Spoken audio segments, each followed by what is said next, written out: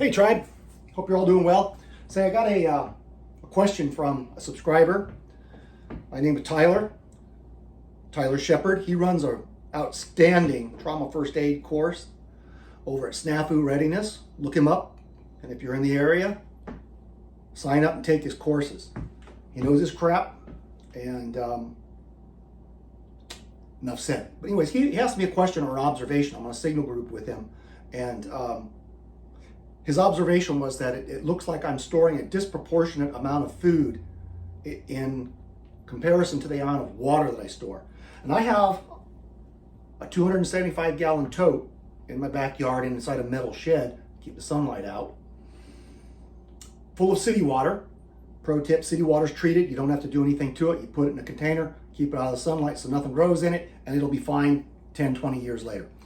And I also have saved my Kirkland one gallon water jugs for years and years, fill them up with water after I was done with it, stuck them under the house. I did the same thing with soda water that I got from Costco in cases, 17 ounces, drank them, washed them out, filled them full of tap water, put them back in their cases, shoved them under the house. And I have probably 500 gallons under there. To me, that's earthquake water. You can't store enough water for SHTF. Now, we have to go back to the definition of SHTF. SHTF is not Katrina. It is not Helene. People suffered. They are suffering, but they're getting help from the rest of the country. They're going to be okay. Yes, there's loss of life, a whole lot more than what the government's letting on to.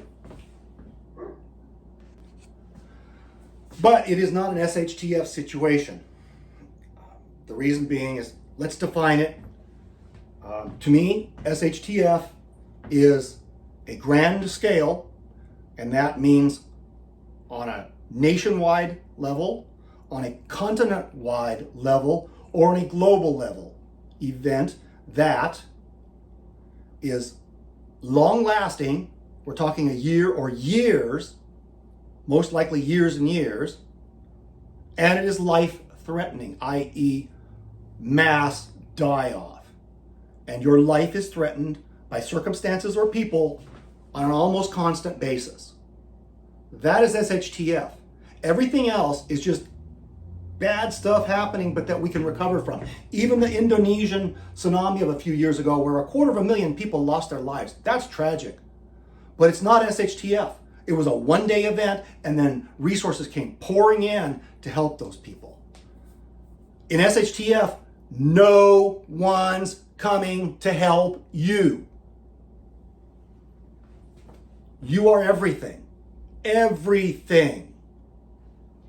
So, if you don't have a really solid plan for water, that means a fresh water supply that is constant, or at least near constant, i.e. a well that you can pump water out of.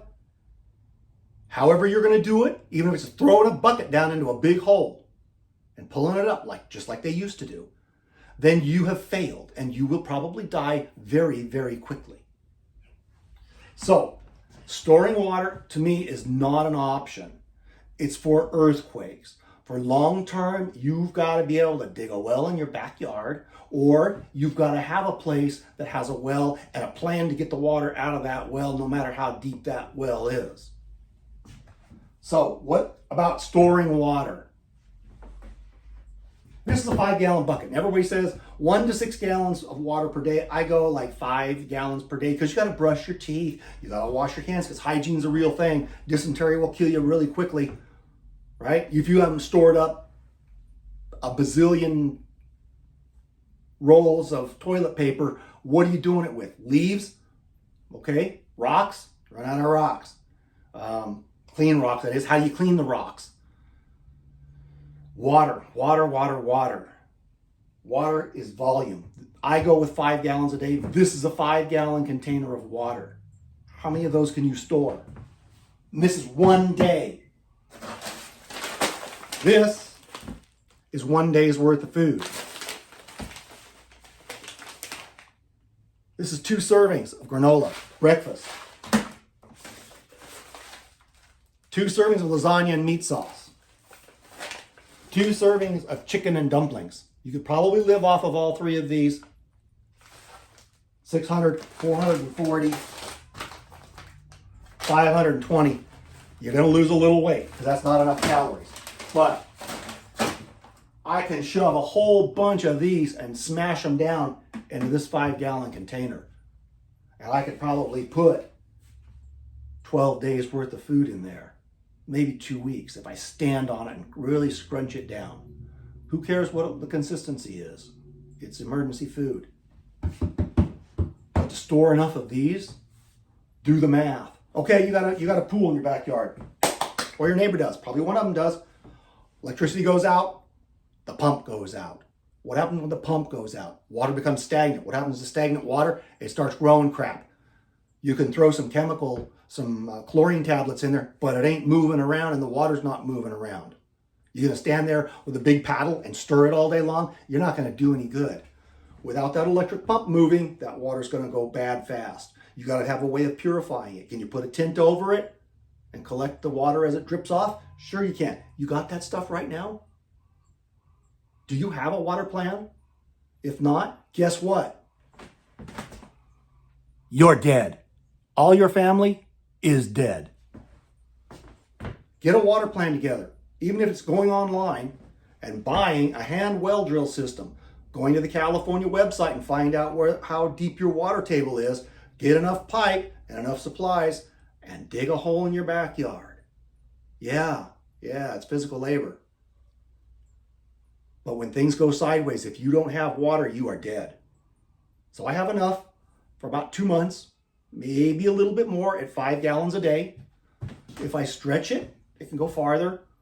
But in that amount of time, I'll find other water. I also, within half a mile of my house, there's a creek. And in the last 15 years that I've lived here, it has never not flown. There's always been water flowing. I don't want to have to send one of my family members or leave my family behind to go and get water every day in 5-gallon buckets strapped to a bicycle. Could if I had to, but my plan is to not be here when that happens. Get yourself a group together and get a solid plan to be out of where the crap is happening. Because the higher the population density, the worse your life's going to be. Water. Water is life. You got a way to filter it? You got extra filters, and I mean a buttload of extra filters, because they go bad. You got a way to pre-filter it? Coffee filters? Keep the mud out of your Berkey, or in this case, a waterworks. You better have a solid water plan. Tyler brings up a really good point. You got to have a solid water plan. God bless you all. Talk to you later. Out.